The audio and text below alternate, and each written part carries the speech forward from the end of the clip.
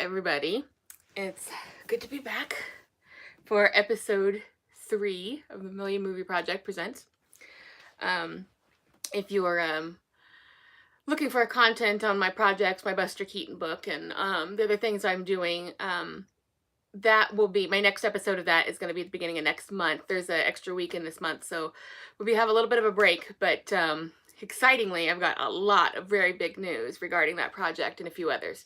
So you can make sure to tune in to that first Thursday of next month, which I think is like the 6th or something. So I know that it's a little confusing because I do 2 shows here and it looks exactly the same each time.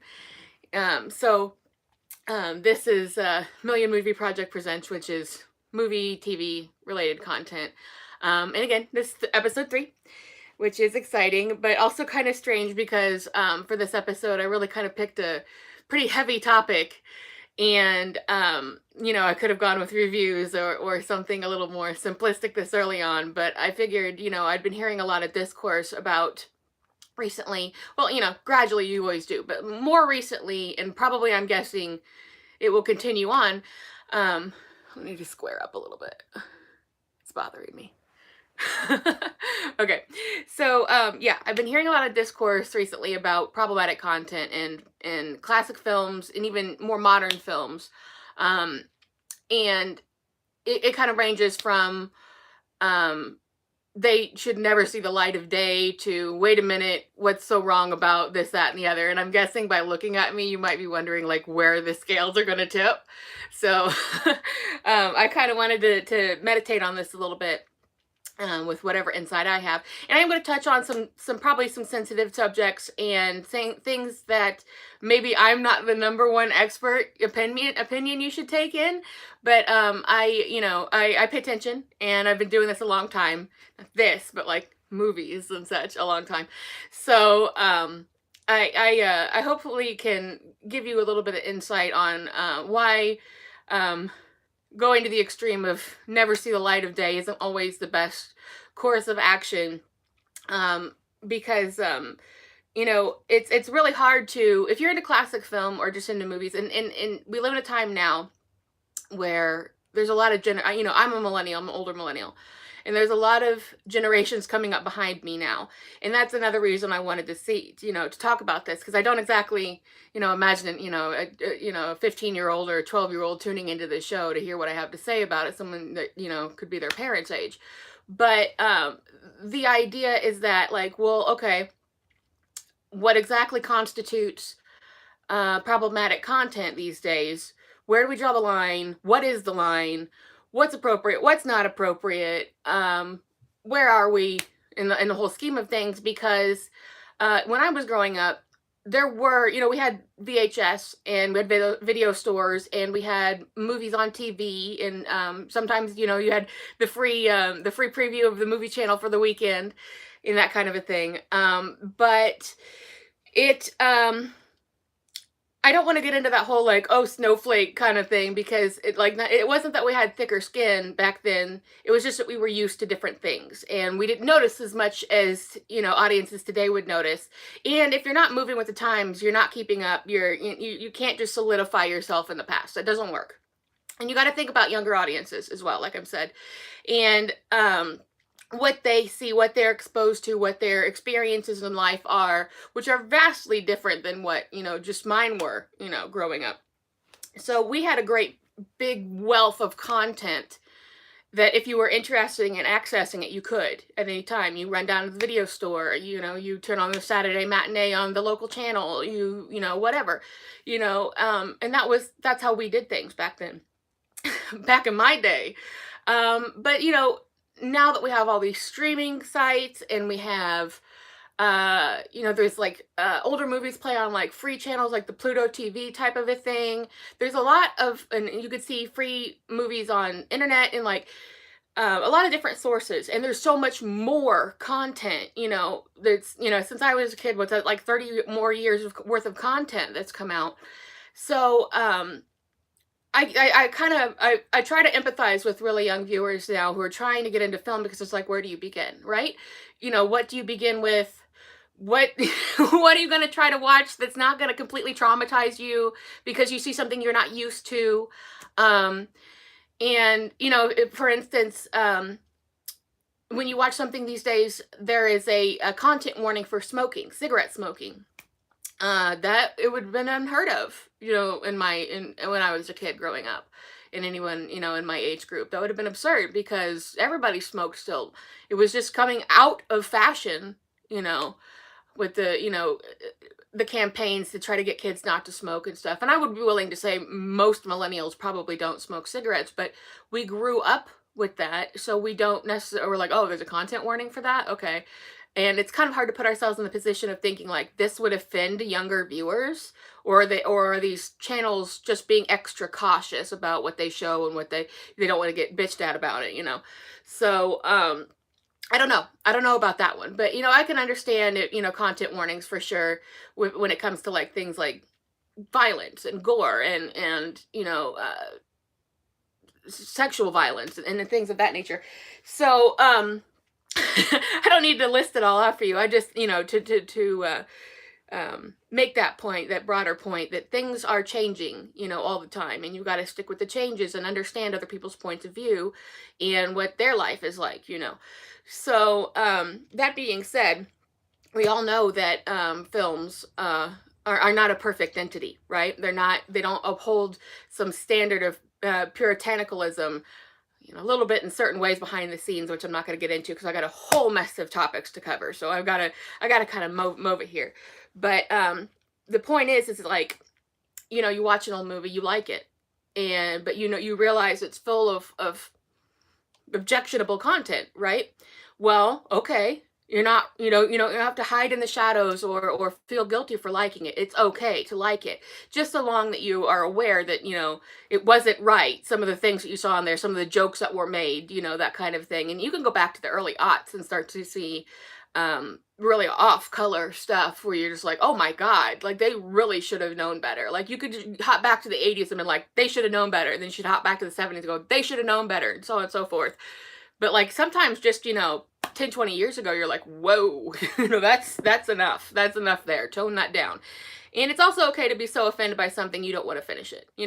There is no rule to what can bother you, and everybody has had different experiences, and there could be trauma triggers behind all of that stuff. But speaking as about film as a whole entity of of what it is, it if you find a movie that you like, it is okay to like it without, having to feel, for shame about it, because these things are ultimately learning tools. They're meant for entertainment. They always have been meant for entertainment value and revenue, basically, to sell seats, to sell tickets, to, what have you, rather.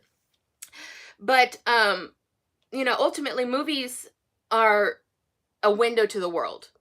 And it doesn't really matter if it's from back when they were on silent till if it came out yesterday.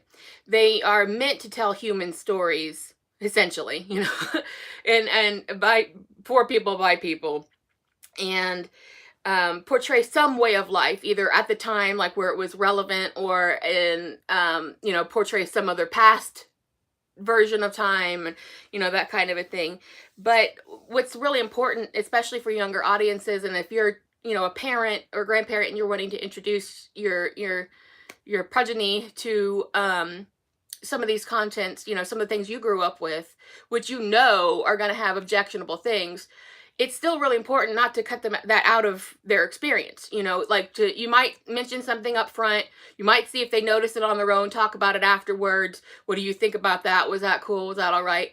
Because ultimately, the more exposure that young audiences, like did we, parents weren't super concerned about content when we were growing up, right? So it just wasn't, the idea of objectionable content wasn't really there. So it's not like we have to sit down and discuss it or anything. But now there's a there's a little bit higher standard there about what's offensive and what isn't. So having that conversation up front or afterwards, or exposing the kids to the kids, God, so old.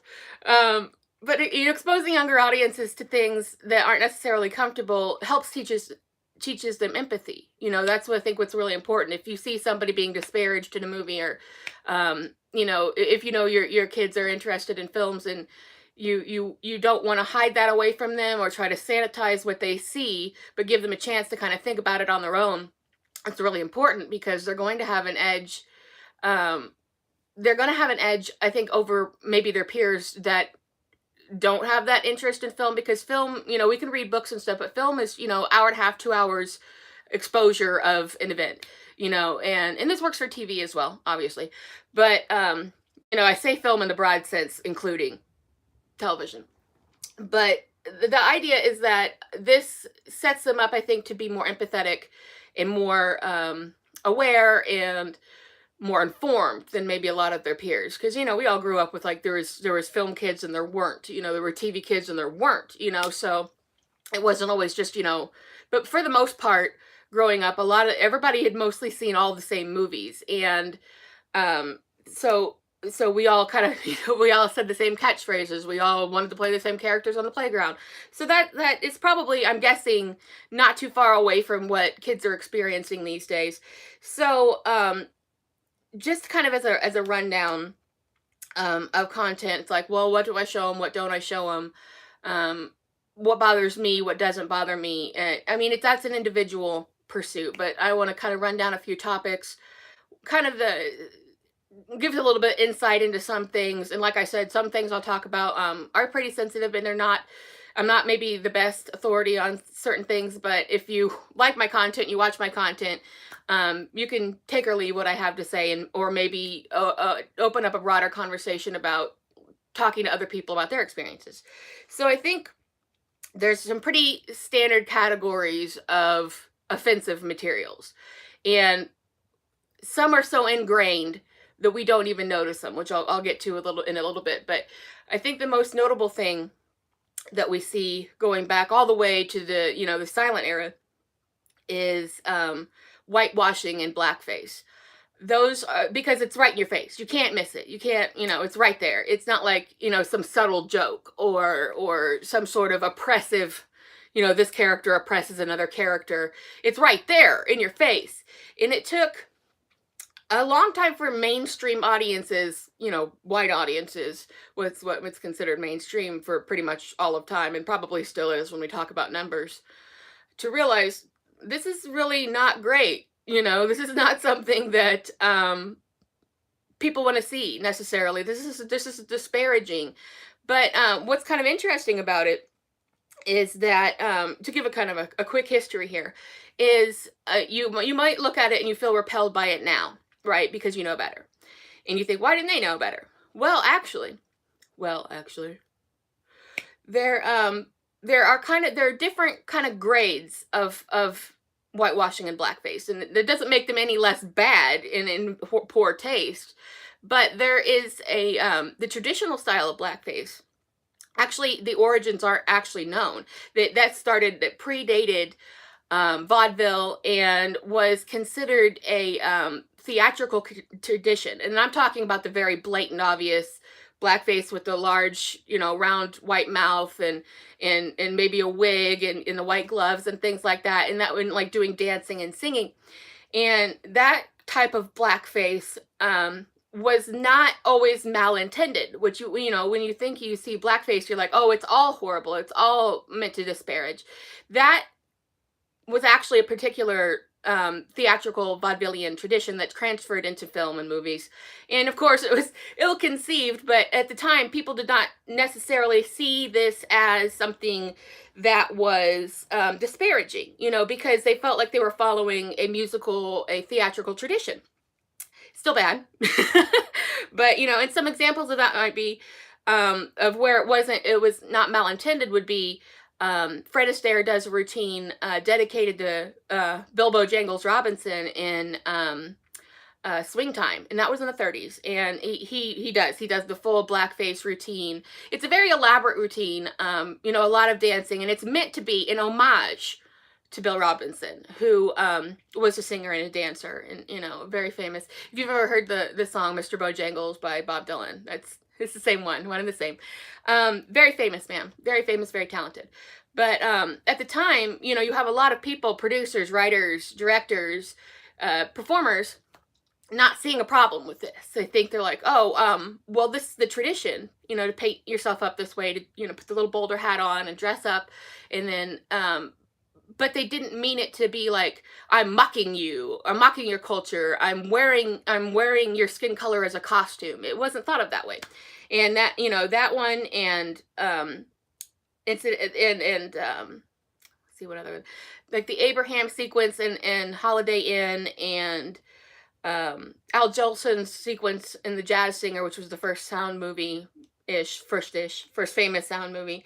They were following that minstrel tradition and thought that they were homaging it.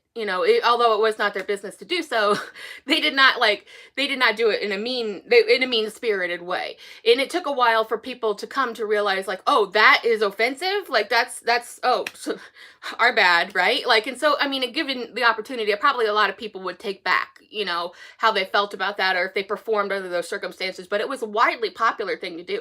If you point at any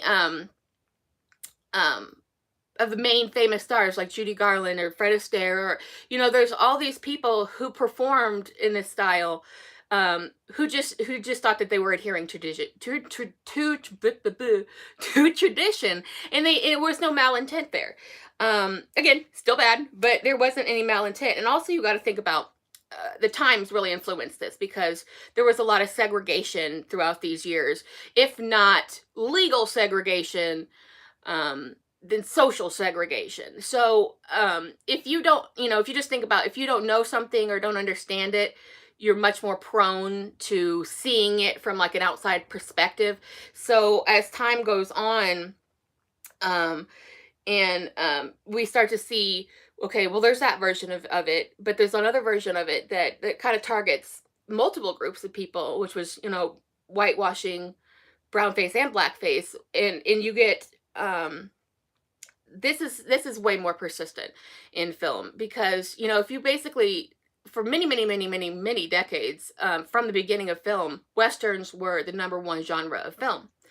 And that almost always, it's hard, I'd be hard pressed to, except for maybe some like Three Musketeers type of things, where the indigenous people weren't cast as the villain, right? It was still based on propaganda. It's still based on the white narrative of, expansion is our destiny, and that kind of manifest destiny type of a thing. So it was still very, very, very common, I would say probably all the way up to maybe the 80s, to see white actors painted in brown skin tone playing Native American people, while at the same time they were portrayed in a disparaging way. And that was really meant to be, I don't know if you want to say it was meant to be malicious every single time that you see it, but that was definitely ignorance based. And curiously, when it comes to westerns, and if you look at all the different groups of people who had been disparaged, Native American people actually got much more representation, not positively, but much more representation in terms of casting and roles and participation than a lot of other groups did, just because, they would, if they wanted like a group together, they didn't want to paint every single white person brown, so they actually ended up having more representation, just not in a positive way. So it's kind of curious on that one. And then, of course, we have, examples like the movie White Cargo, and The Good Earth, and that's where Paul Mooney was, playing a Chinese man, and they like dressed up his eyes and things like that to look more hooded, and that was very, very common. Probably the most disparaged and ignored group of people in film were AAIP people who just had basically no representation. We had a few incidences of maybe, like Anime Wong and things like that you might be able to point to, but it just was something that everyone was so worried about what white audiences would think, and they figured, well, they won't come see a movie where Asian people are in it, or Indian people are in it, or things like this. So they really got pushed out more than anything. So there's a lot of that kind of a thing that happens, and I think probably the most famous example of that is in The Good Earth. But you could see that quite, a lot of places. But interestingly, the other side of the coin is when you look back at that sort of that matinee mustache archetype, the debonair, handsome man, um, that itself was kind of based off of Latin men, that kind of mysterious, handsome man thing, but they didn't really want that to be like the headline, that like, oh, we're being flattering towards more Latin style of men, but Latin people had I would say, if you really had to compare and contrast who was getting the most work, who was getting the least amount of disparagement, in film at the time, Latin people were often put in the position of having to pass for white people, and a lot of people to this day don't know that certain people were Latin, but also it was sort of in vogue as well, so you would see more Latino people um, in popular culture, but they was sort of more accepted by white audiences, and I think it was because they saw them more as matinee idol types rather than something they weren't as much used to, because they kind of were forced into a position of passing for white, um, or toning down maybe their culture into a way that white audiences found palatable, I guess you'd say. So, that was really the standard of how things were done. Either you were completely ignored, you were a white person would take your role, you were disparaged in some way, or or you were mocked. Basically that was pretty normal, and that's just really talking about race. I mean, I'm not even talking about sexism and disability and body shaming and things like this yet. Just that I'm talking about the most obvious of what was going on there and what can be seen. So when you're rolling back the years, and you're looking at things pre-civil rights era, you're just like, wow, this is just all over the place bad. This is not great. So in some cases it was malicious, in some cases it was meant to disparage, in some cases it was thoughtlessness. I think in most cases it was thoughtlessness. But pretty much everything came down to the bottom line and what the majority of moviegoers were willing to pay for, and what they were interested in, and it was like, you had to pander to your audience essentially. So a lot of the studios were very, very resistant to changing the way of doing things, or looking into letting Asian people play Asian people, because they didn't want to lose any revenue, and they didn't want to generate, cause any waves, and people saying, oh, well, now you're taking away roles from white people. Like, come on, come on, come on, right? And this is especially true behind the camera, because as we know, we really did not hear from any other type of person other than white male when it came to writing or directing. The difference being, in the silent era, there was a very large pool, I guess you'd say, of female filmmakers and directors, which was very uncommon, if you think in terms of how things have always been for women in any industry, basically. But that, was phased out again, due to, misogynistic ideals about who should be telling stories, who should be getting billing, who should be getting paid the most money, and that kind of a thing. So, but if we move forward in time a little bit here to the civil rights movement, we start to see a big change in how people of different races are represented. And since there's always been such a hot button difference between, what the conflict between black and white people, more than any other, I think, marginalized group, we really start to see kind of the gates open a little bit here, and all that had been gate kept by older white people, those people from the old days, that made the decisions, they were starting to die out, and this movement was rising for equal rights and equal treatment and equal representation. And you had some, and the people, the white males were still getting all the work, in terms of writing, producing, any production roles and things like this. But you started to get to a place where, especially in television, that people were realizing that um, this wasn't just like, oh, a black person issue anymore. This is a equal rights is equal rights, the end, situation. So you started to develop people who were believers in that, who were allies to that movement, that were white and in positions of power.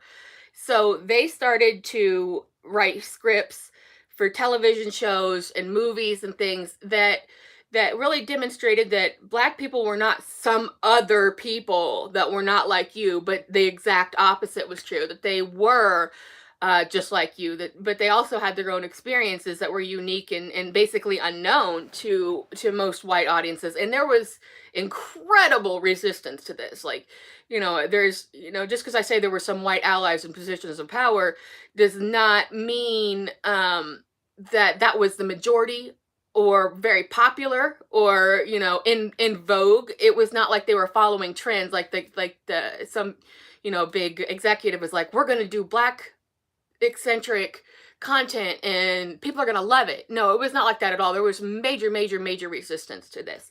And to change, when you change the ways of anything, basically, there's always going to be resistance. When you threaten people's way of life, the way that they see themselves as, if a group of people see themselves as superior in every single way, and then they're being told they're not, suddenly, there's going to be pushback to that, and aggressive, angry, bad, violent pushback to that. I don't need to educate people on the civil rights movement and how difficult that was for people to put themselves, people of color to put themselves out there and make themselves targets, in their protests and things like this. But what we did start to see was that these white allies in positions of power realized we can use our voices and we can use our power to kind of show these people aren't just other people that, because they have dark skin, that you should be afraid of them, and perpetuating stereotypes and things like that. But started telling stories where it made, it humanized the black characters, where for so long, if black people were cast in things, very rarely were they cast as normal, upright, regular, people. They were always cast in ways that were in some way disparaging, like they were ignorant characters, or they were silly characters, or they made them, they were drug addict characters, they were sexual predators. They made them out to be like, okay, if we got to put them in there, then they're going to be the butt of the joke, they're going to be the villain. This is anything different.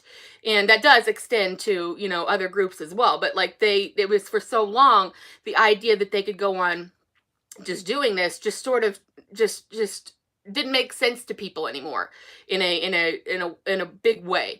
And even though audiences and people in power did resist, the small moving parts in the bigger picture started to move away from the idea of negative, dark skin equals villain, or making them act silly and do the whole cooning type of behavior where they had to enact these stereotypes, like they just weren't necessarily true, or based off of the fact that many black people in American life were kind of banished away from white society. They were impoverished a lot of the time, and then a lot of that ridiculousness and the lack of education type characters, or the silly running from ghosts type of characters, came out of what white people thought they were seeing, and that made them so much better than these poor black people, or poor indigenous people, or so they started to strip away the stereotypes, and we started to get black actors that were like prestige actors, like Woody Strode and Sidney Poitier. We started to see, a real step forward as that goes. And then if you look at specifically movies like Look Who's Coming to Dinner, which addresses race and interracial relationships, and in a realistic way, when you put together, these trusted actors, to tell the story of like, oh, well, I guess it's not that weird to date interracially. I guess it was okay. I guess that everybody learned something here from this, so I can learn something here from this. So you have Luke who's coming to dinner. You have In the Heat of the Night. You have Sergeant Rutledge. Where things like this in the 60s, where we're just starting to move past. Plus a lot of TV episodes. Bonanza. I always talk about Bonanza. It's my favorite show. A lot of faults there. A lot of where in some ways they'd be portraying Native Americans as a potential threat or problem to white imperialistic society. I shouldn't air quote it. It was imperialistic. It's just that. Okay, I'm not gonna get into all that right now. I'll do a Bonanza show later, and I'll get into more about that. And there were people who were yes, a comment says mentions that Elvis was involved in that. There's a lot of talk about Elvis right now again, which is great because I'm Elvis is my religion basically. But there were people who did not believe, were not raised in these ways to disparage other people, and then when they saw an opening, they could maybe get away with something under the network's nose, or the studio's nose, to be like, okay, let's show what an example of racism and show our white characters standing up for those people. So like I said, like Bonanza, like maybe they would portray the indigenous people as a problem and then turn around and show an instance of white people causing harm to Asian people or black people and say, like, look, you can see it right in front of your eyes, right? Like, this is wrong. Like, this is a wrong thing to do. So you couple the morality play of it against they're actually pretty just normal, wanting to live life type of things. And then, so we see, by this point, we're really not even hardly seeing anything like blackface. We're not seeing any of the negative stereotypes. That's all dying out, going away. And we're seeing the rise of prestige actors, which is, I think really great at the time, because it was so, the odds were, when you look back at those movies, like I mentioned, the odds were so against those people succeeding, and society was so against them. And you could look at any Google search, will show you, like, when schools were beginning to integrate, or pictures of the civil rights movement, like the vitriol coming from white people in crowds around them and stuff, like that was their everyday life, right? So I mean, to think about, like, now we are starting to see people poking holes in the fabric of society, and you're gonna like it, and that's the way it's gonna be. And that kind of stick-to-itiveness and fortuitism is, I think, really, really neat to watch, when you're watching something that was, I don't want to necessarily say groundbreaking, that's a little overused, but to show that they were saying, this is how it's going to be. This is what it is. These people are not your enemy. These are just other people. They're still people. People are people. The end of the story. And then if you look, there were even kind of some failed attempts at like trying to be like in favor, but it kind of backfired. And I think a big example of this would be Finnegan's Rainbow. Where Keenan Wynn, who's actually one of my favorite character actors, he had a really neat career. He plays like this movie is also like a fantasy movie with like fairies and elves and kind of stuff, and Fred Astaire again. But and it's a musical, if you haven't seen it. Not one of my favorites, just kind of odd, very odd. But in the meantime, Keenan Wynn plays like, the stereotypical Big Daddy in the white suit plantation owner, right? Who hates black people. He's really against it, all of them. He hates them all, lumps them all together. They're the problem. They're his problem. So these, like, the kind of the fairies, they curse him, or hex him, I guess you'd say, with something that's like, oh, well, you don't like these people? Well, you're going to find out what it's like to become one of these people. Except that, like, it sort of like comes off as like your worst nightmares coming true, because like they gradually have him, his skin get darker and he becomes a black person. So it's like, oh, I see what you're trying to do. It's just not good. It's really a really poor example of trying to help, but making things way worse. And I think in that particular example is actually pretty funny, because you're just like, not good, so, Sometimes people had the right intention but the wrong execution. So it's like when you look at it as a whole, like the blackface and the whitewashing and that kind of thing. There were ups and downs, historically ups and downs. Sometimes it was not meant to be malicious. Sometimes it was overwhelmingly meant to be malicious.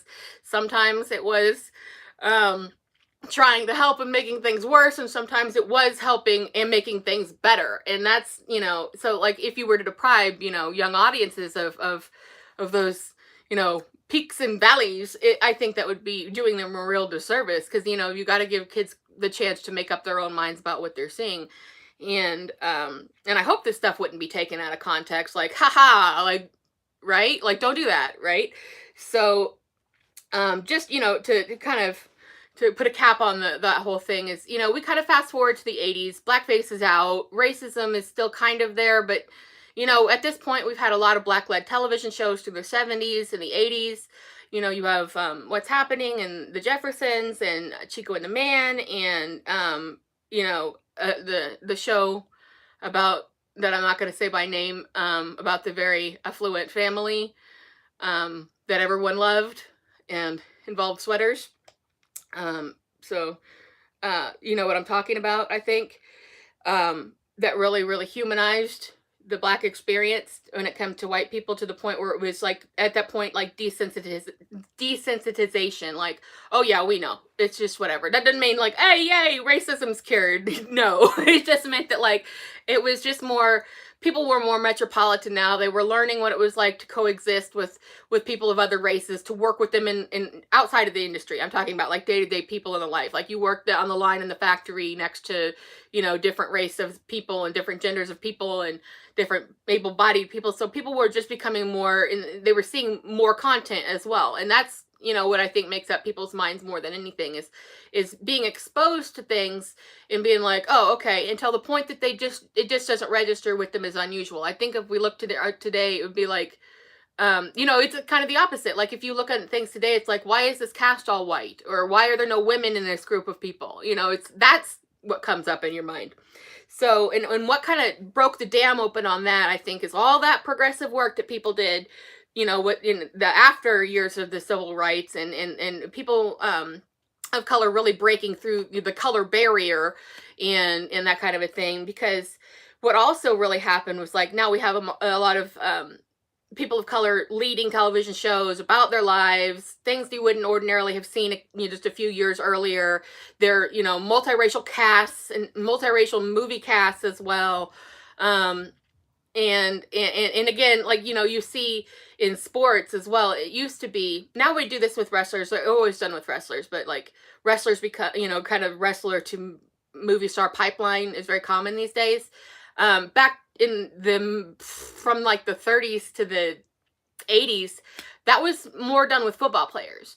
And football was super, super popular. So there were a lot of black football players who, made it into film, and they had fans, as they played and won their games and whatever, like, oh, and they're in these movies now. Some can be mentioned, some should not. But that also kind of broke things down as well. And in the 80s is where things kind of really leveled off in terms of blackface is out. Blatant racism is out. It's still there, maybe subtly. Maybe black people are still not getting writing jobs and directing jobs like they ought be behind the scenes. But at least what the people are seeing in front of their face is much more integrated, much more naturalistic, much more normal. And coinciding with that happening, we also have this funny little phenomena of white kids ending up being able to have more access to the hip hop music that was starting to grow in popularity from the 70s to the 80s. So they were hearing more experiences of black people than they were used to, whether their parents liked it or not. Which obviously harkens back to, the 50s and the same thing when the white kids wanted to listen to the black music and that kind of a thing. So by the 80s, this is where things kind of take a really, really weird like hard left, because we see ourselves probably for the first time as like a united, for the most part, I'm speaking generally, like a united type of people. It's not weird to, see people of color in television. It's not weird to see mixed race casters. It's not weird in life to see interracial relationships portrayed or in real life. All this stuff is just pretty normal, right? For most people. And then something happened that was pretty kind of weird. We thought we were basically past that, right? Like everything was pretty much going on as whatever it was. We were all pretty metropolitan society. And then there came this idea to do a movie that was maybe the most ill-conceived idea, even thinking back into history. And it's a movie that was so bad, it's such a bad idea that I'm willing to bet that like nobody's even actually heard of it except in niche situations.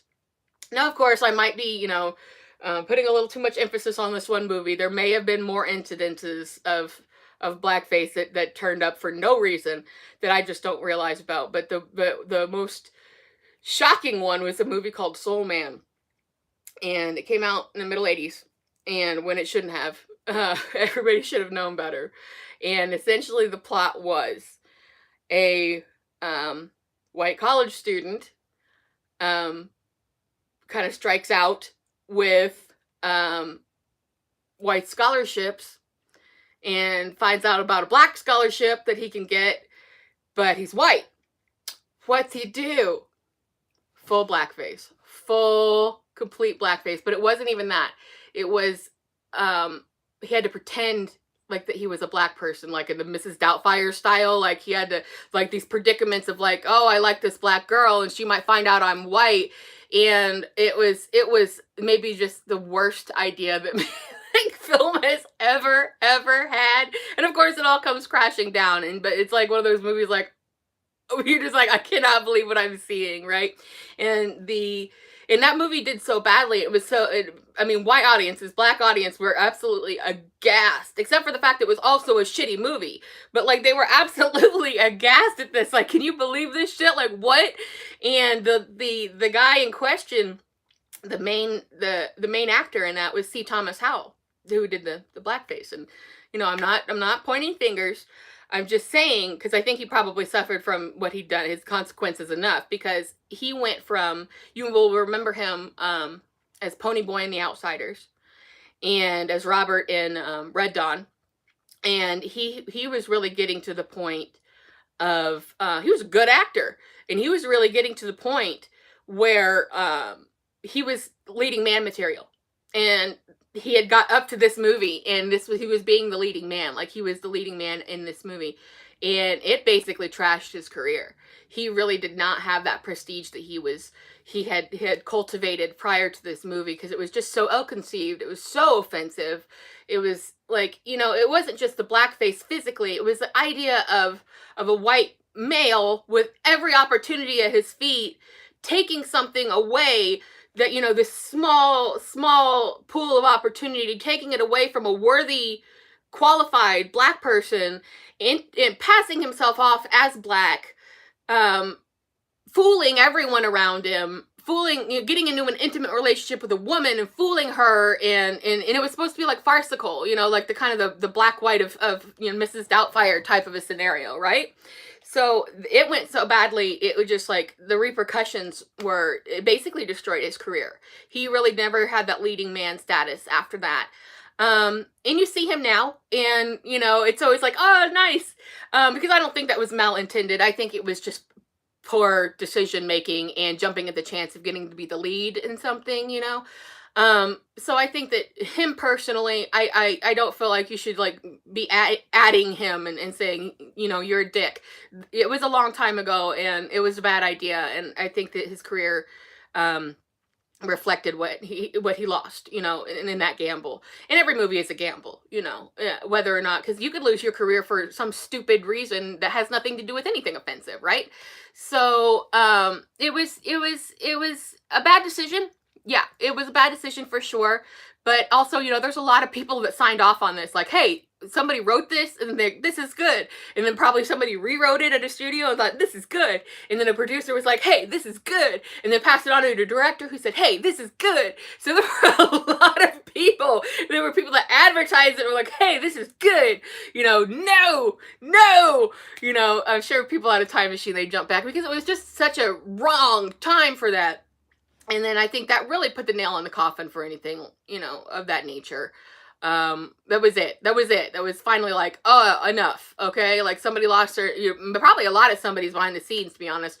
A lot, they appalled audiences so badly and that they lost, a lot of people probably lost status on that alone. So I'm not picking, on people who are still alive and are still in the business. I think that him in particular, I think that he's paid his dues at this point for a bad decision. And, how many people want to be, persecuted for something they did in their 20s, when they're in their 60s, so unless it's like super egregious, and they should be. I'm just saying, bad decision, stupid idea, you did something stupid, you don't want to live it the whole rest of your life.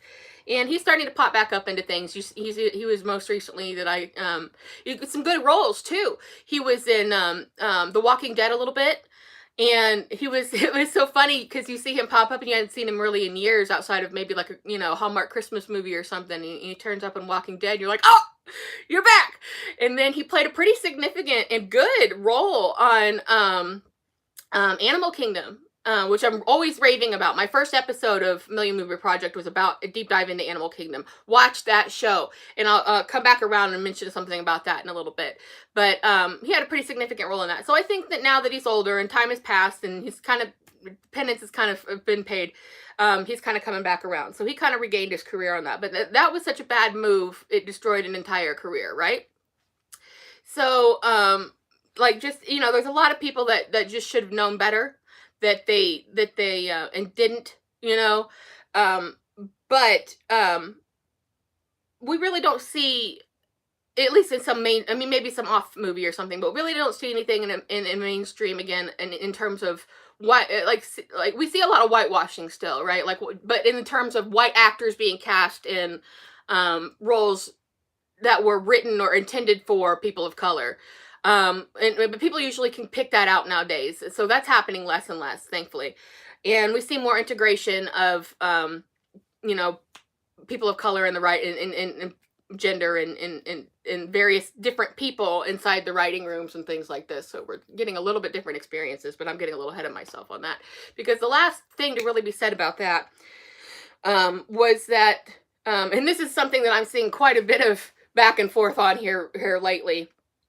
And I'm really not going to defend it too much, but I would like to point out that, like, the last time we really see any serious blackface was in Tropic Thunder, that came out, I guess, about probably 20 years ago now, 15, 20, I'm not exactly sure. But, we've all seen it. And the only thing I'll say about that was, I think that, yes, you can be offended by the blackface in it, and of the portrayal, this outrageous, ridiculous portrayal of a mentally handicapped person as well, the Happy Jack thing. It is offensive, but it was intended to be offensive by way of parody, by showing how outrageous and stupid actors can be with their egos, that they're willing to do something so bad, that to put themselves out there and to get attention, that this is the result, that somebody would actually undergo treatments to change the color of their skin and convince themselves that they were a black person, or somebody would so horribly play a handicapped person so ridiculously and offensively. So I think, I've seen a lot of people who are like, this is just so offensive, they should have known better. But I think maybe that's being taken out of context in the way that that's the whole point. They should have, but they didn't, like, that the characters were just so willing, and we've seen a lot of movies like that where the characters just in any context were, so cutthroat that they were willing to do anything no matter what the cost. So to me, I don't really find that those things in that movie in particular, especially, offensive, just because I know that the idea is that it was made to point out how stupid Hollywood is and how stupid egotistical actors can be, and lampooning, that industry altogether. And I think it kind of makes a broader point in that way. So yes, we literally do see blackface, and yes, we literally do see, like, a handicapped character portrayed in a disparaging way, but it was much more to the point of actors are dicks, right? So, okay. But, we all know that, even though that's pretty much done, I think other than maybe again in the parody sense, something that's always been a little bit less noticeable, but just as prevalent is just the sexism, and I could, go on an entire other tangent about, women never getting a shot to work in a male dominated industry, or most industries, I guess, male dominated. And, men, always just like steamrolling women, and women being treated like shit constantly and put down constantly through the entire history of film, to the point where it's just you could barely stand it. That's something that I always have a particular sensitivity to myself. It's just like, oh my god, stop, like what? Because if you look at these old movies, like there's so much missing from the narration, the narrative of everything that's happening, because women are always the butt of the joke, or the problem in the movie. And if you think back to like all the female characters that you just fucking hated in movies, it's usually because a man who hates women wrote it. Like they have a reputation and a history of doing so. So we have been led down that road very directly, in terms of hating certain female characters, or being led to hate certain female characters repeatedly.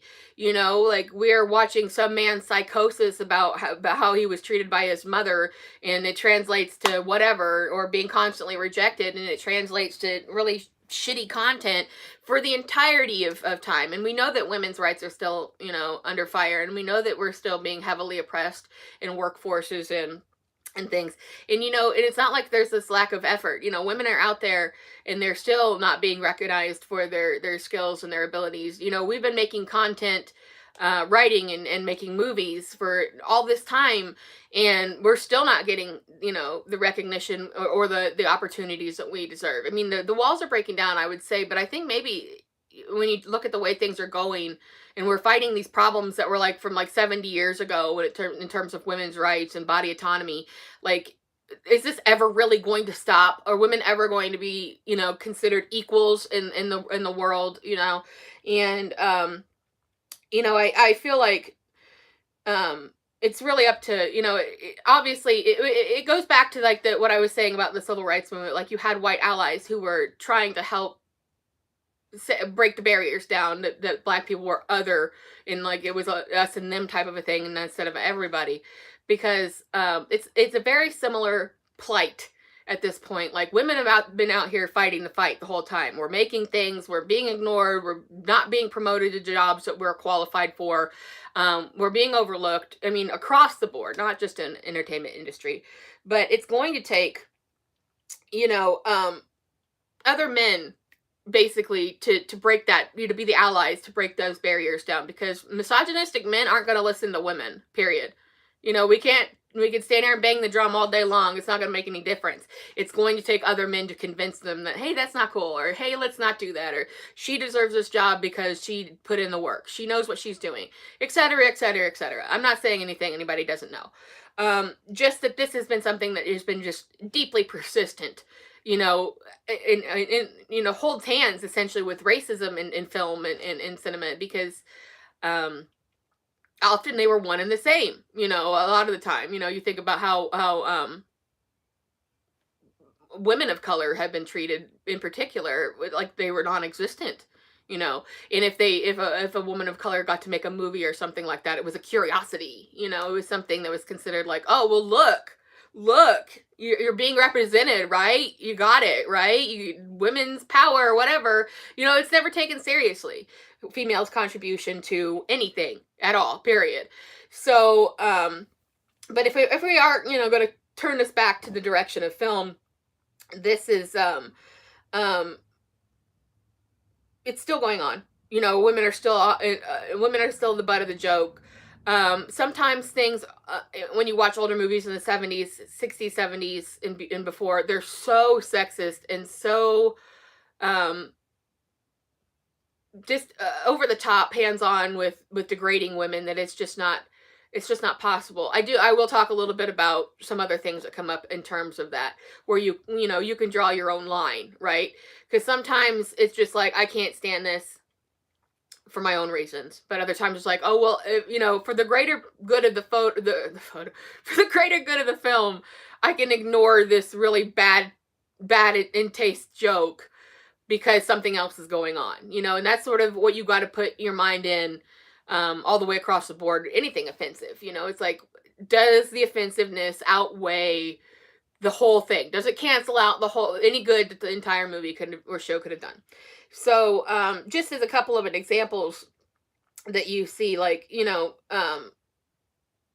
when it ever came to, and it's still, I guess, it's the same thing now. It's just kind of the landscape has changed a little bit now, more about what exactly constitutes as female oppression, because it was very blatant. Misogyny was very blatant before, and now it's a little more ingrained, so you don't always notice it quite as obvious. But because there were movements in time, like, when women were trying to find more freedom and autonomy in the world and be taken seriously, and not be looked at as sex objects, but define their own sexuality in their own way, and through sexual liberation, that these movies were starting to come up that were, again, like the men had written, that were designed to punish women and to show women, like, this is what you get if you behave this way. This is what's going to happen to you, and you'll deserve it. And a good example of that would be, probably the best, I think, example of that would be a film, kind of a rare film, hard to find. It's called Looking for Mr. Goodbar. And essentially it took years for me to be able to see that movie, and I thought that it was going to be some murder mystery thing, and I was really, like, into the idea, and I was like, oh, when I suddenly saw it on TV after years looking for this movie, because it's really not available anywhere. And it's got a really big cast, a lot of people at the beginning of their careers, Diane Keaton and Richard Gere and Tom Berenger and things like this, and you think, like, oh, okay, like, oh, finally, this murder LeVar Burton's actually even in it too. But it's this thing where you see a kind of this oppressed suburban girl get a job and want to have her own place in the city, and start bit by bit getting exposed to more adult situations compared to where she had been in her life.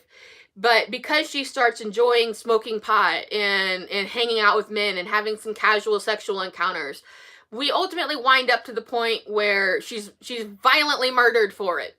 And it actually was a true story, but they used the movie as a device, rewrote the story, and used the movie as a device to show the punishment of women. And I'm not going to sit here and go on forever about examples of such, because there are just unbelievable amounts of examples of that kind of a thing. But it just goes to show that was late 70s. I think 76 that one came out, right at kind of the height of women saying, like, we're entering the job market, you can't get rid of us, we're not going anywhere.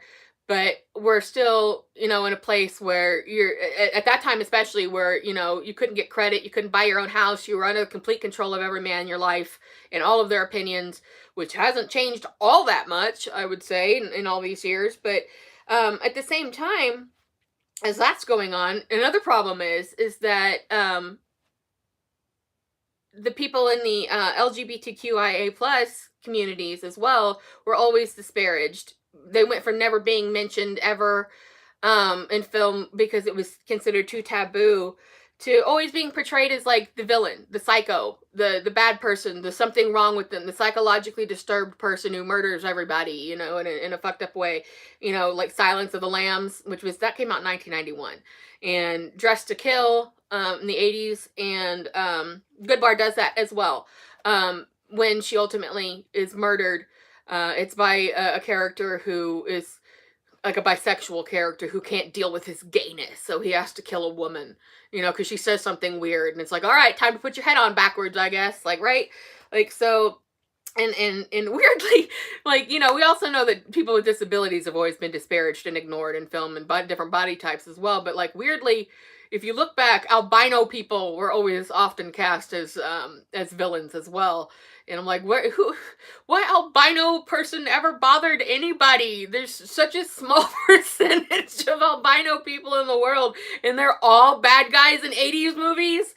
Like, come the fuck on already. Like, so there's so many there's so many examples of all these things that I just can't sit here and go through every single one of them. I'm just saying that, like, I'm not really even saying anything people that don't already know, right? Like, we need a more even playing field, and just because it's more evener now doesn't mean it actually is. Because ultimately, this stuff is still dominated by white males. All these industries, every industry is still dominated, and we do see more diversity. Where, like, oh, this show is written by all indigenous writers, or all this show is written by all black writers, or this production, that whatever whatever. But it's still looked at, or all women. It's still looked at like a novelty. It's not integrated in entertainment, especially in the way that it ought to be, because even when you see it on screen, like, let's not just discuss, like, just like this, just the sexism aspect of it, or the body shaming, or the racial aspect of it. But what we're still seeing all this time later is it's still primarily white men writing what they think is the female experience. And I'm damn tired of, I never want to see again in my life a grown-ass man writing a coming-of-age story for a girl, okay? Don't ever do it again. Never again in my life. And I don't care if you say that's misandrous. I don't care, because I'm sick of it. I'm sick to death of it. That's not allyship. That's not. That's that's a man getting total control over the story of a young girl and her experience, and I don't ever want to see that again as long as I live. And the same thing goes for when we have these people who don't, all the other people in these groups that I've discussed that are not getting to tell their own stories, but it's coming through the filter of some other person. And that's not to say never ever can a straight man write a gay character and do it well. Never ever should a straight man write a woman character, or a woman write a male character.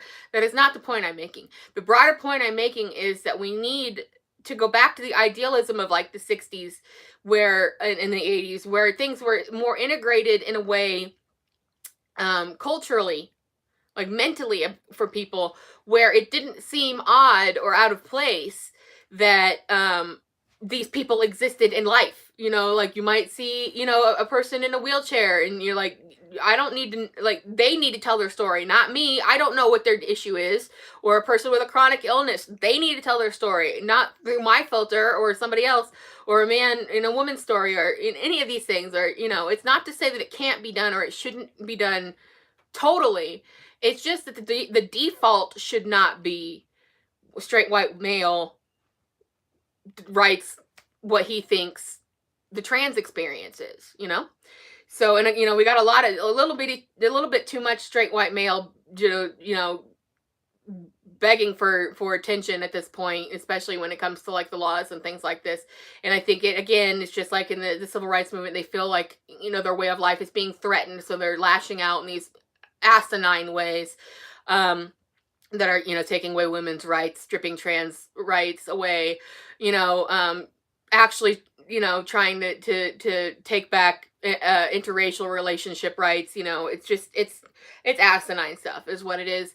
And you can see that there is a threat there. They feel like their way of life is being threatened, and that's a good thing. That's a really good thing. But I just don't feel like there's enough allyship going on, when people are, like, they want the opportunity to see their name in lights. They want the opportunity to get the next job promotion. They want the opportunity for themselves. They're not willing to share, and there's not enough opportunities. There's not enough opportunities to go around to other groups of people, and it's still marginal. It's still putting these, the straight white male ahead of everybody else, and that's got to go. That's got to stop. And when we see that kind of thing happening, even say the writer's room might be a little more integrated with women and people of color than it would have historically have been. You could actually lay out a couple of examples here. Like, sometimes, The Walking Dead, for instance. When you watch The Walking Dead, the idea is the world has fallen, so all of the old ideals are gone, right? So you don't have to think in that term anymore. So anybody can be with anybody, and anybody can be gay, and it's not a problem. Except that they seem to, when they are doing it and choosing who's going to be with who, and who's going to be like a gay character, a trans character, whatever, they really force it. They're like, how many people could we put together with this in mind? So it doesn't come off fluidly. Like a natural thing, but more like they deliberately, strategically tried to decide rather than thought about what was more important for the characters and the society and things like that. So it comes off unnatural. But then conversely, when you have a show like Animal Kingdom, which I'm going to promote forever, like it's so great. You are with a it's not a fantasy show in any way. So you have a primarily male cast, and none of that stuff even comes up. That's the thing, that there's a strong matriarchal figure ultimately, but for the male cast, and we're talking a span of generations as well. Just the male cast alone goes from Gen X to millennial to Gen Z, and there is never an instance of sexism that comes up. There's never an instance of racism comes up, and not like white character stands up for a black person they see getting mistreated. Nothing. It just does not come up, and that's what makes it that so much more realistic in terms of. I don't want to say it's idealized, because it's like they're just not paying attention to those things. Like, it's just not happening, and that's what we need to see more of. Because just like, all this, things that are happening now, there's like more integration, but that doesn't mean entertainment's gotten that much better for it. It's still just not happening well, except in little bits and pieces. And we need to see it in a wider spectrum where, everybody is equal. And what though the stories like when people get to tell their own stories and things are equal, that's really important. And I want to see more of that. I really want to see more of that. I want to see people tell their own stories. I don't want to hear the same dumb story over and over again. I don't want to hear something funneled through the writer of Yellowstone ever again in my life. I don't want to hear, just the same dumb, stupid stories over and over again with characters with different names. And, I think that when you look at it, like, you think about, like, okay, so we've come up to this point, things are better, but they're not as good as they could be. So what does that ultimately mean for all the movies in time, on all of history and all of this? Well, like I said, you can still enjoy it, because I have favorites that are off color, and some more than others. Like, some of my actual favorites are that I would say I've gotten a lot of pushback over the years are Gone with the Wind and Animal House and the Hollywood Nights. And I've actually seen a lot of articles even written about like the Animal House is, horrible. Like, it shouldn't see the light of day anymore. And for me, and we know that Gone with the Wind is under the same sort of scrutiny because of its more kind of rosy portrayal of slavery in sometimes. But when you take both of those movies, that what they have nothing in common except for the fact that, like, where they go wrong is not what they're about. There is a much broader point and much more happening in each of those movies than there are just what being about something negative, the negative things that they do. In Gone with the Wind, there are so many. It's an entire journey and a woman's story primarily through a war, through the Civil War. And, the scope and the scale of it is incredible. So would I ever say that movie should be off the watch list? Absolutely not. I would just say, hey, they kind of fancify this relationship a little bit and make these guys seem like benevolent slave owners, and that's kind of not a thing. So, but don't sleep on it and think that, like, it shouldn't be seen, because it is an epic. It's one of the true epics, which we don't have anymore in film, and if that is an actual genre, I'm not saying like it's epic. What I'm saying is the scope and the scale and the size of a production before CGI, where there was literally like thousands of people in certain scenes, there, like war scenes and such, and the fire scenes and all this. And I'm not going to get into the whole movie history. I could tell you a lot more, but we're already running long. Point is there's so much more going on in that movie other than a couple of bad choices, right? Like, you can separate the bad choices from the overall good of the movie, and it's one of the best movies ever made. It just isn't, it isn't fair in its portrayal in a lot of things. Well, we don't really have that with Animal House. Animal House is really really bad. You know, it's really really really bad.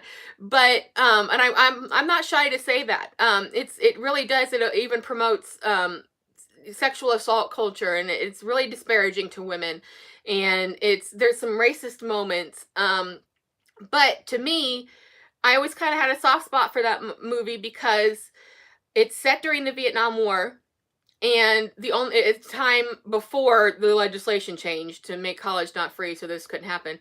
But we have all of these boys that were barely older than teenagers in college, you know, away from home for the first time, trying to figure it out, and they are, you know, they're not the jet set type, and they're at constant odds with them. And the jet set type in this particular scenario are like military, like ROTC types, like want to be military. So and they're wealthy, so that you have this other group of people, these others, right? And they're not protesters, and they're not hippies, and they're not like some type of people. They're just guys, you know, they're just dudes trying to figure it out. And they don't, and they're gross, and they're you know, weird, and they're like, you know, but you also see stories in that about, like, you know, women being taken advantage of that are like super important too, right? Like there's a storyline of Donald Sutherland plays a professor who's sleeping with a female student who's the girlfriend of, kind of on again off again, of one of the main characters.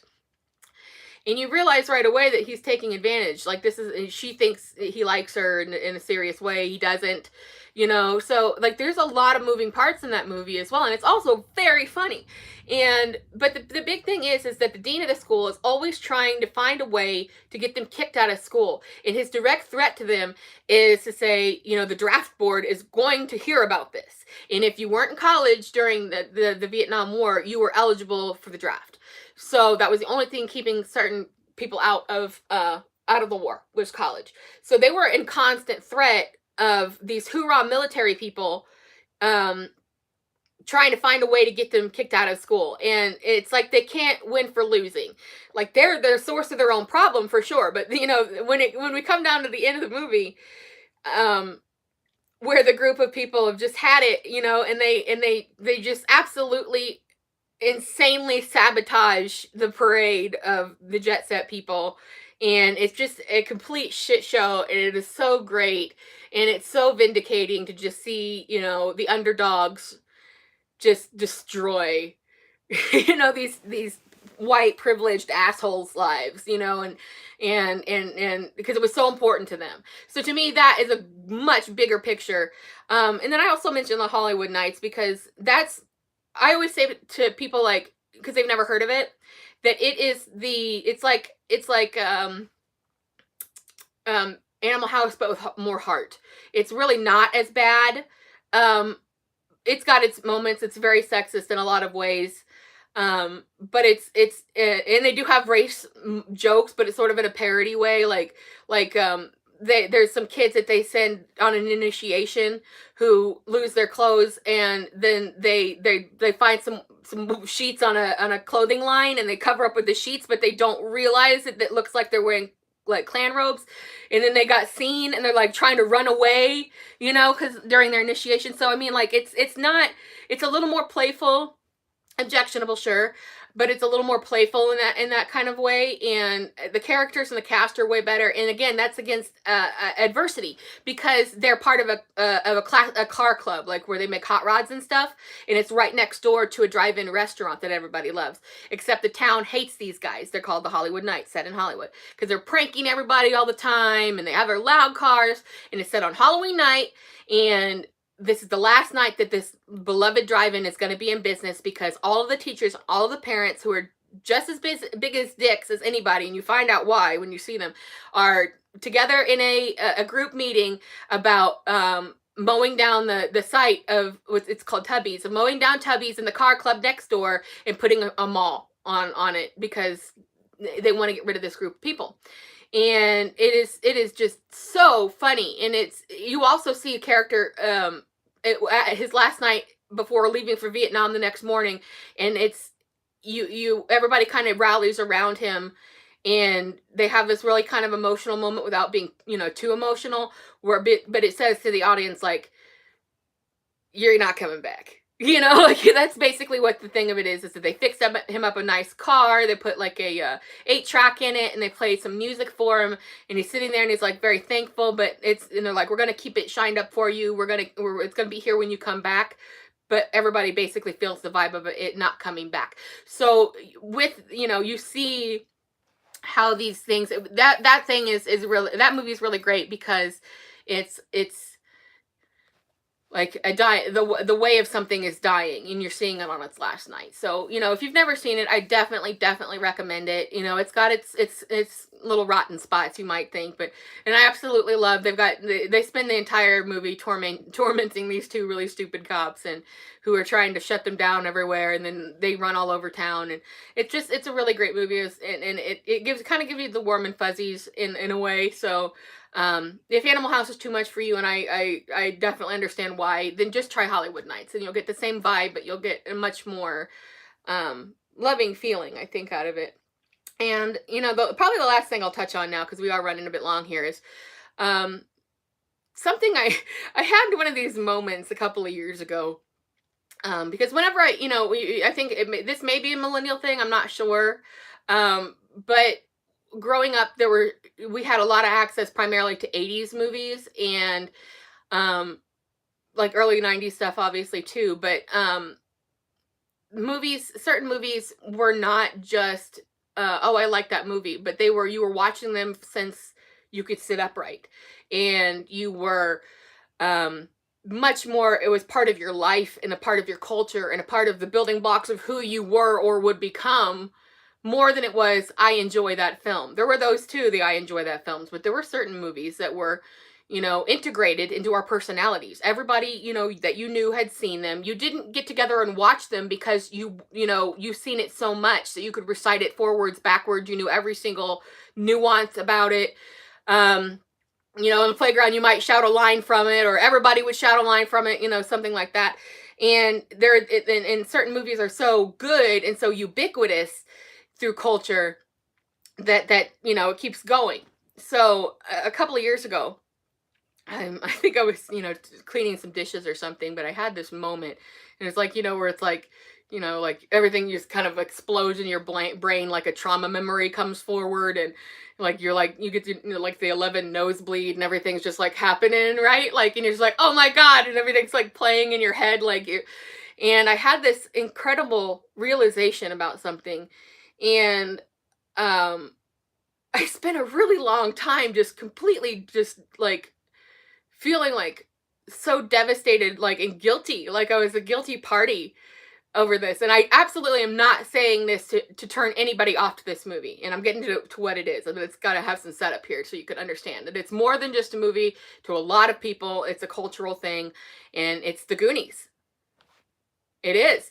And what it was, it's like, you're like, what possible objection could have hit you that hard to The Goonies?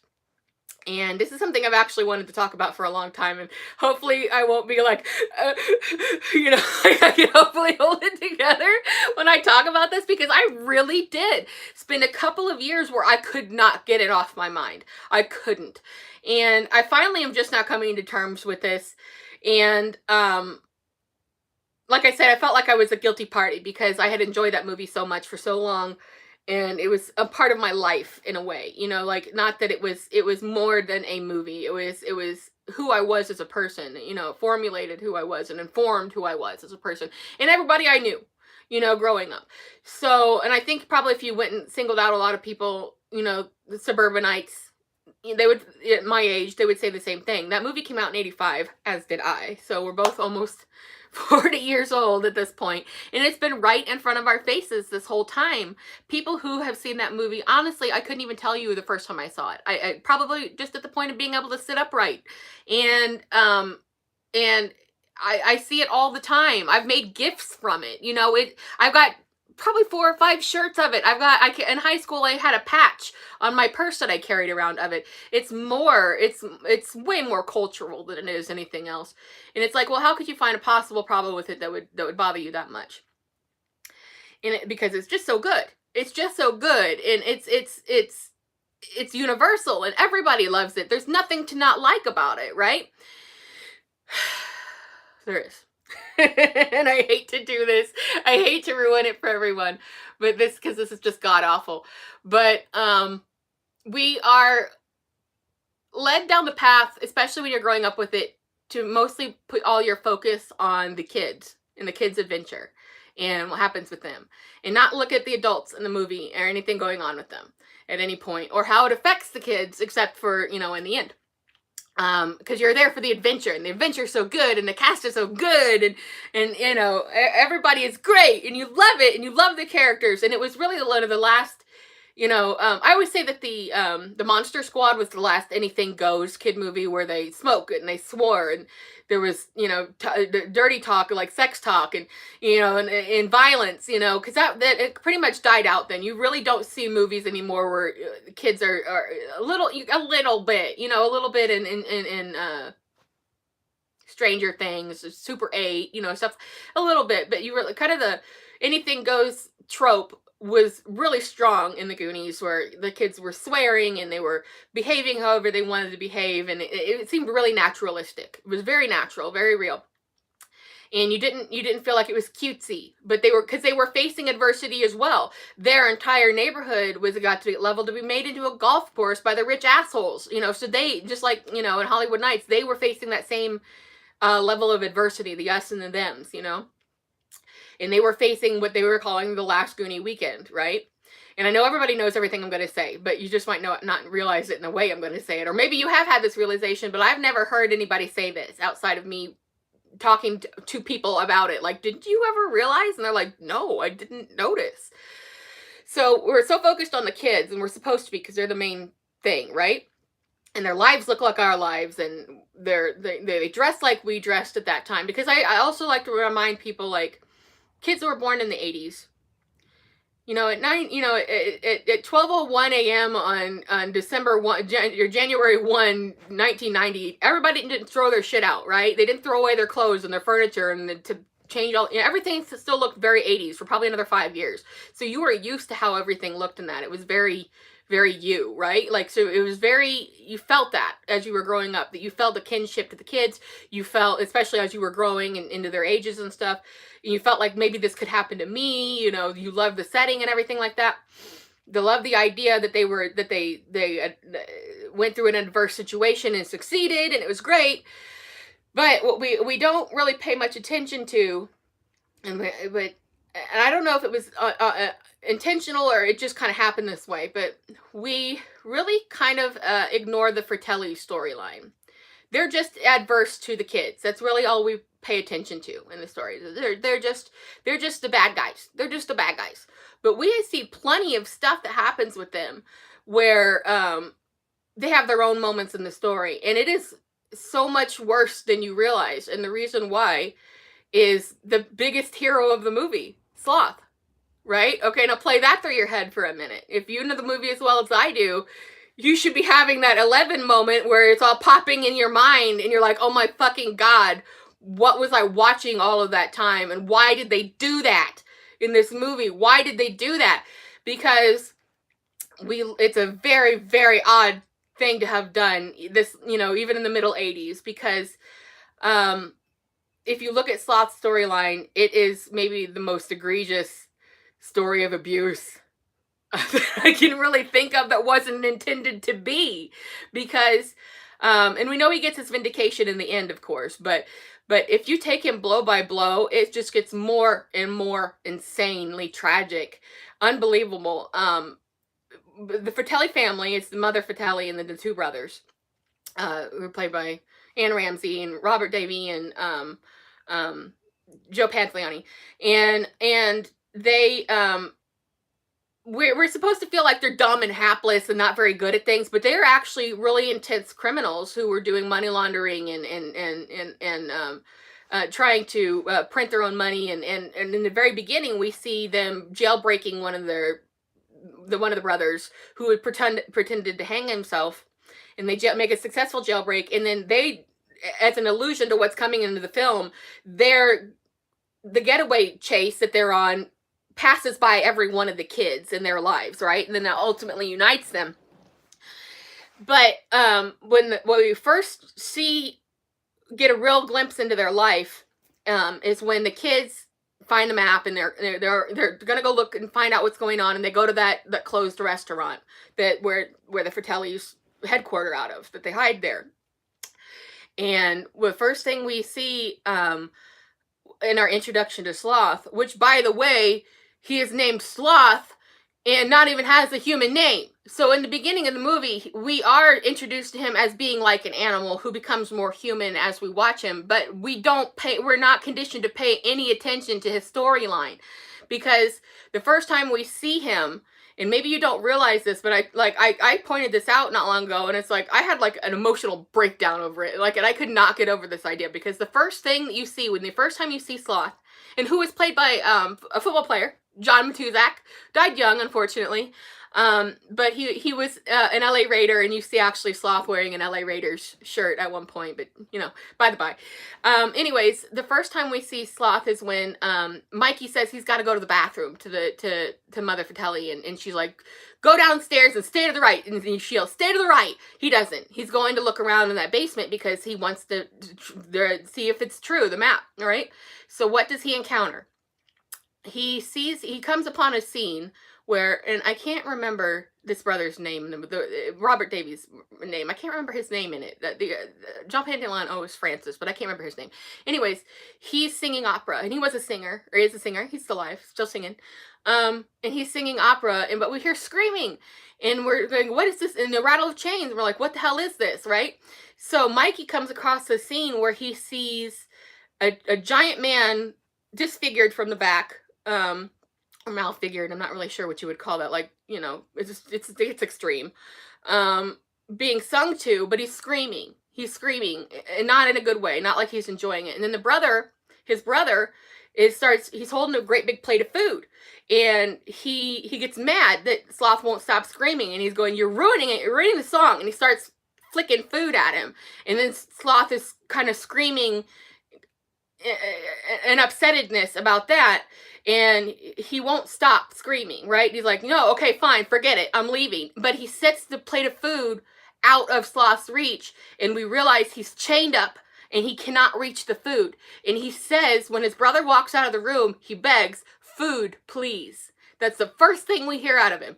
And Mikey sees this happen, right? He cannot believe what he's seeing, because, you know, he goes up later and runs into his brother, and it says there's an it down there, a giant it, and his face is, you know, but nobody ever notices this, right? You don't notice this. You don't hear him beg food, please, right?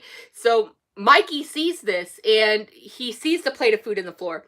And that's when he takes the broom handle and tries to push the plate to him, but he puts his foot on the mousetrap, and Sloth turns around, and we see him, and it's a big reveal, and Sloth screams because he gets overstimulated, and he sees him, and it's like a big moment, and Mikey he can't help, and he gets scared he's going to get caught, and he runs away, right? So that's the first time we see it, and we don't know really what we've seen. What the hell was that, right? And we kind of just go on because we're watching the kid adventure. And again, later we see him again, we hear talk about the mother saying, make sure he doesn't break those chains. We had to go to the zoo to get those chains, those new chains. And you're like, what? So then, okay, fast forward to, you know, if you put these things together, it's so bizarre. You fast forward to when they catch Chunk, and then they take him and they put him in with him, right? After they catch him on the road and the torture scene, and the throwing up in the balcony thing. So you put him together, and then now we start to see something a little bit strange, right? Some of these clues start to come together in a weird way. So we see a very, very large, muscular man who's very, very disfigured in a chair, chained by wrists and ankles to cinder block walls, and Chunk is put in there with him, right? And all he's got is this chair and a television, a little television, right? So he's sitting there, and then they put him together, and then this is like the first moment where we start to kind of see what's going on, but we see him as like a character with the kids. We don't see what's going on like right in front of our fucking faces, which is that he's sitting there chained by his family, who puts him in this basement room with a television. We don't see a bed. We don't see a bathroom. We don't even see a fucking bucket anywhere. We just see him sitting there with this television. There's no light anywhere. It's a complete dungeon. So they put Chunk in there, and Chunk is afraid, obviously, because he's very large. And then they have that really wonderful moment between the two of them where over the candy bar, right? Like, well, first of all, like, Chunk is sitting there, and Jeff Cohen's timing was just so excellent. He really was just really great. And that's the role of Chunk was just a classic role, but comedic role. But he's sitting there, and then they do that moment where they're just kind of staring each other down, and Sloth is just overjoyed to see like another person. Basically, you see it, the happiness in his face, and then they kind of go back and forth, and then Chunk does that thing where he starts screaming and kind of jumping in the chair, and because he's trying to get out of the chair and he's afraid, and we're laughing and we think this is great, this is hilarious, right? And then we see Sloth, who mimics the behavior, and they're both jumping and they're both screaming, and it's so funny. And then they stop, and they kind of Chunk starts to get the lay of the land a little bit, like, okay, you're chained. Why are you chained? You're watching this, watching this television. You're just in this chair. No one's around. We're sitting here. And then they have the moment with the candy bar where he thinks that he can, bond with him. He's like, oh, I got a candy bar, right? But the candy bar, he's like, I'm going to try to get it out of my pocket. But it falls on the floor. And it makes Sloth kind of have a freak out. He screams, and then Chunk starts screaming. Everybody's screaming. And then as he's sitting there watching, Sloth gathers up the chains and breaks the chains out of the wall, just like the mother had warned that he would do. And before any of this happened, nobody knew anything about that this character even existed. There weren't rumors of a monster somewhere out there on that restaurant, or anybody had ever seen. Nothing. Nobody knew about this. So, but what we see, and we're like, oh my God, what's he gonna do? He broke those chains. Chunk is screaming. He's horrified. But he gets it because he's trying to reach the chocolate bar, but he can't, so he breaks the chain. So he gets the chocolate bar. And I know you know what I'm going to say because you've seen it. And he's all the whole time making these really, like, sweet, happy noises. Like, he's so overjoyed to see another person, right? So he rips the candy bar in half. And he and they start kind of like gives him the half, and they kind of start having this moment where they're kind of feeding each other the candy bar, right? Like, they're just, because Chunk is just afraid for his life, so he's kind of treating him like an animal, like, oh, I'm trying to pet you, I'm trying to keep you from doing what you just did to those chains to me, right? And then this is the first formation of their relationship, where they start to really come together and really, like, feel for each other in such a way that it permeates the entire rest of the movie. And if you look at it, you start to get more and more of an idea of, like, what is wrong with Sloth? What is his disability? What is his issue? He's obviously clearly very healthy. He's just disfigured in some way. We don't, and then, we get to where after they have that moment, and this is another telling part, where he picks up Chunk and he kisses him right on the face. And he's laughing, he's doing that laugh, and then Chunk says something to the degree of, you smell just like phys ed, like, meaning he smells bad, right? So, okay, so, like, nobody's, like, letting him wash either? Is that what we're supposed to take from that? So he doesn't get a bed, he just sits there chained to the television, or chained to this thing, watching that one television all the time. So then they go on their alternate journey, and then they get up to the up part of the restaurant, and Chunk is trying to call the police, the cop that he's always pranking, and the cop doesn't believe him, right? And he's running after running after Sloth, because Sloth is just, like, joyfully playing with everything. Like, he's messing around and playing and figuring and like, and he's like, don't do that, you're gonna break that, or this and that. And then it's sort of custodial almost in that way, like he's trying to take care of him, because then we start, if you put that clue on the top of everything else, we realize Sloth's probably never been in this room, he's probably never touched any of this stuff or seen any of these things, but he's cognizant of what's going on. He's very cognizant the whole time. And then that's when they start their alternate adventure, right? They're steps behind the whole rest of the group. And I love the alternate adventure because of that. It's such a great storyline, a trope. But they go on to their thing. And this is where you start to realize mentally he might be a little disadvantaged, but he's very cognizant of what's going on, because he clearly knows affection and love and feeling, and when they get under where the plumbing is, and after the the plumbing incident where the pipes are going up and down, going crazy, to get him out of the way, Sloth just grabs one of the pipes and shoves it up really high, up above him. But he kind of freezes because there's the sounds right above. They realize there's a street above them, and they hear the sounds of car crashes and people screaming. And he just freezes like this, and he's like, "Uh-oh!" So he realizes he understands cause and effect and right from wrong on top of everything else. So he knows what has been happening to him this whole time. And that's when we sort of pick up on that. And if you fast forward through their, what they do, they get to the pirate ship, type area where the pirate ship is happening, and then they've come in to save everybody because the Patelis have caught up to the kids, and they're going to save everybody, right? So what we get is they do the pirate moment where they slide down the sail, and he rips his shirt open, and he's got a Superman shirt on underneath. And we think, yeah, all right, he's helping save the kids. This is so great, right? He's one of us, And then he does the famous, "Hey, you guys," right? Well, if you grow up in that time, a little bit late from this, you think that that's Sloth's catchphrase. It's not. It's Rita Moreno's catchphrase from the Electric Company, which he would have been watching on the television. So he watched the swashbuckling stuff on television. He knew what the chocolate bar was because he was watching a chocolate cake get made, and he says chocolate. And whether or not he'd ever even had any, we don't know. Probably not. And then we get to this point where he does the, slide of the sail, and that's, famous pirate thing that went on. I can't think of what's his name that did it. Very famous. So we know that everything he's learned everything for television. He's completely aware of what's going on. He knows everything. He's been just hidden from people. That's why he's so desperately in love with Chunk and the people around. And especially gets up to the point where he catches up with his family, right? And now we get the backstory, right? Now here it comes. Here's the backstory. And this is always the part that, I don't know, I registered it as a kid. I always registered it, but I never put the clues together. I never put the full story together. So he comes up to the mother, and the two brothers have the rope, and they're going to, the jump rope. We're jump rope, Slothy, jump rope. And they call him Slothy, Sloth. Like, he doesn't have a name, he doesn't even have a name. So, and then they try to use the rope to bind him, but he just kind of whips it open, and then they whips them back together, and they collide heads, and it's so funny. It's slapstick, right? And it is funny.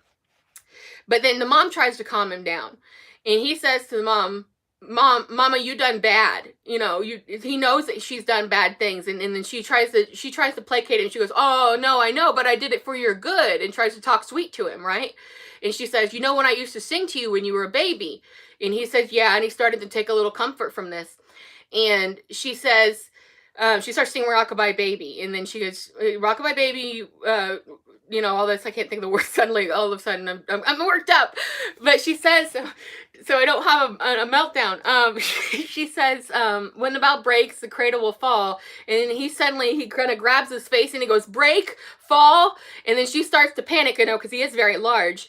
And she said, "Oh, well, I only dropped you the once." And then he starts screaming. And then she says, "Well, maybe twice," and we realize that he's been literally terribly abused since he was a baby, obviously, old enough to be held. So he's been treated, atrociously by these people who we're just supposed to think are the silly bad guys after the kids, but they're not. They're really horribly villainous people. And fast forward again to where the cave wall starts to come down, right? Now the kids are getting free. And this is very, very pivotal. The cave wall is coming free, and he's got to hold that giant boulder up, and his size comes into play. Everybody, everybody acting like they were terribly afraid of his size this whole time, and that he was going to hurt somebody, and that he was violent, and he was vicious, and that's why they had him chained up, for his own good, right?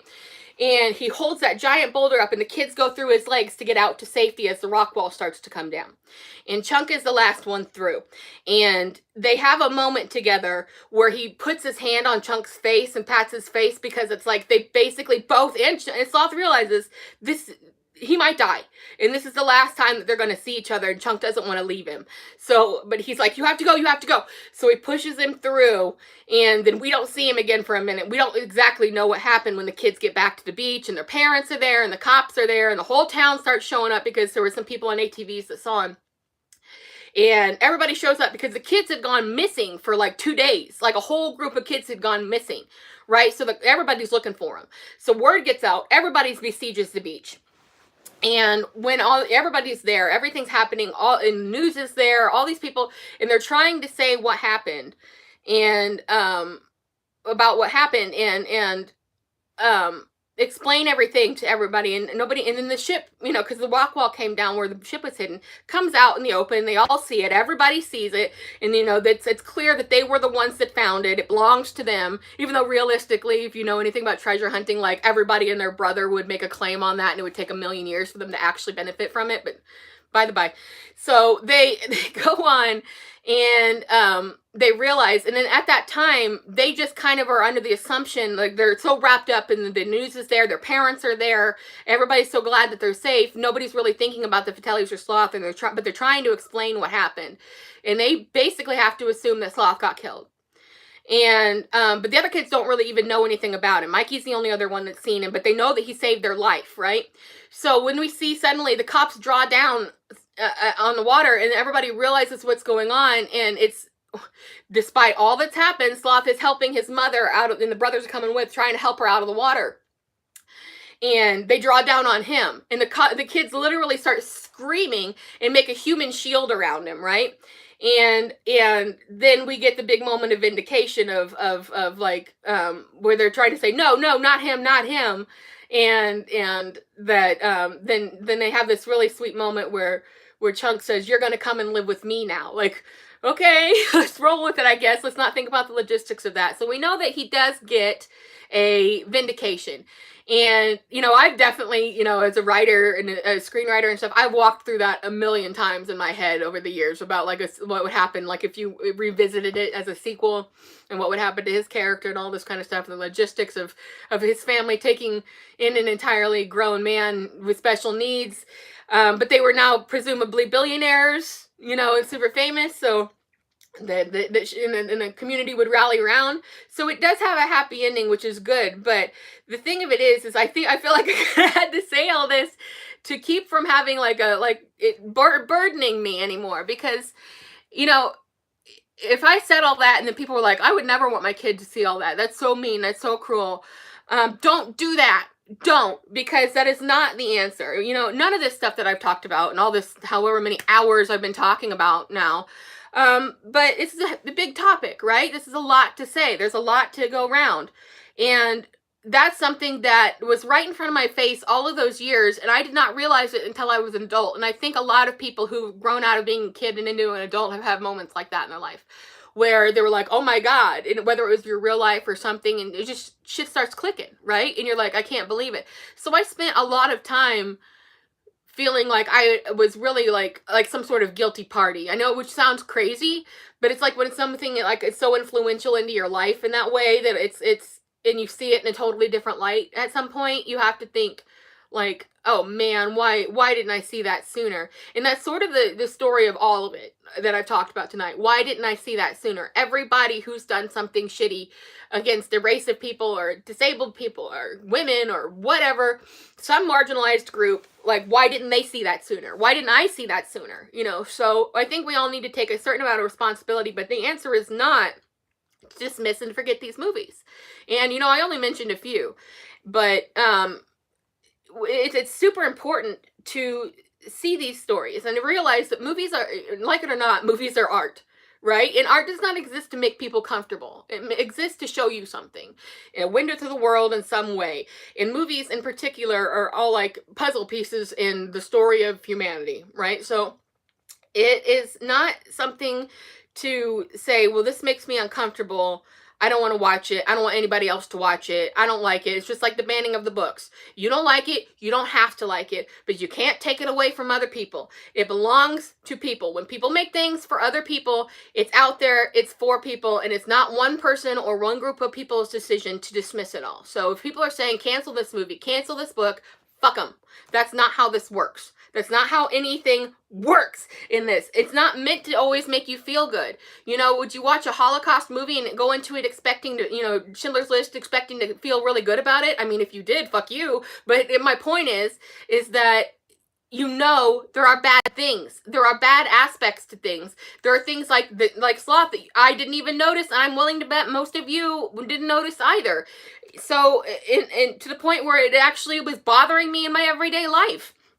So if you take all of that into consideration and you think about that, these things, especially for younger audiences, teach empathy. And empathy is the only way a society can function properly in the way that it should, because that is something that we have had beaten out of us, have been told, no, you need to do for yourself. There is no community. You pull yourself up by your bootstraps, the rugged individualism ideal, that there is no sense of everybody. It's just you.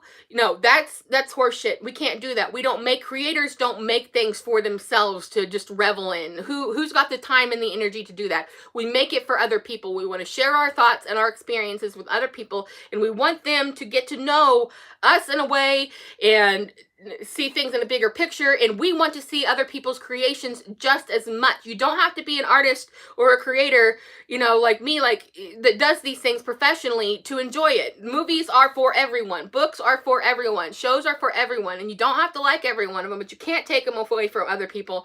And likewise, the answer is not revisionism history. You can't watch things that just say, oh, well, we wish this is how it would have happened, and we're going to portray it as real. The League of Their Own remake, which was absolutely unwatchably bad, did that right in the very beginning, where they had there was a black woman character who was getting ignored at a grocery store by a white grocer, and she got out of the situation by sassing him.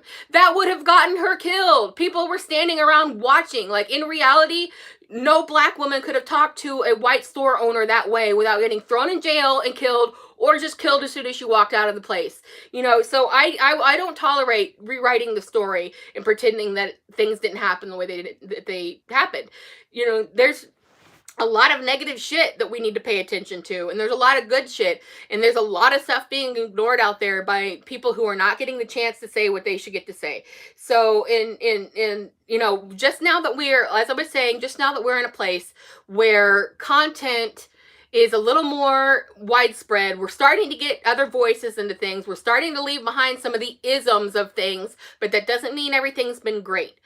So we have to make more, push more, publish your works, get them on the internet, make your movies, do what you have to do, get the word out there, keep going, keep working, and we'll break the doors down. That's all that can be done. You got to break the doors down and make yourself a seat at the table. You can't just take, what's offered to you. You have to make it. And we have these opportunities. I'm sitting here talking to my phone to who knows when and who knows where. And, this is not an opportunity that somebody just even 10 years ago would have had, or 20 or 30 or 50 or 70. Think of another woman creator in my position from 50 years ago. She would not have had this opportunity, so I'm going to use it, and I'm going to write what I've got, and I'm going to make stories for people, and you can read it or you can not read it. It's up to you. And that's where I want to leave you now, because if we don't make our stories, somebody else will. And what does that leave us? Just more superhero movies? So, I think I've probably said more than I needed to in this whole meditation of whatever the hell it was. But we live in a crazy world, and it's not always nice, but sometimes it is. And I want to hear about it, and I want to see it, and I want to know what you've got. So get out there, especially if you're young, make your way, make yourself heard, get the megaphone, everything, get out there and do it. And that's it. So don't not watch the bad movies. Don't not read the bad books. Just maybe if somebody in your life is young and want to learn, make sure they're understanding the message right. Just maybe have a conversation with them. But don't dismiss art. Don't dismiss content. Enjoy it. Learn from it. Share it. Make it. And I will see you again soon.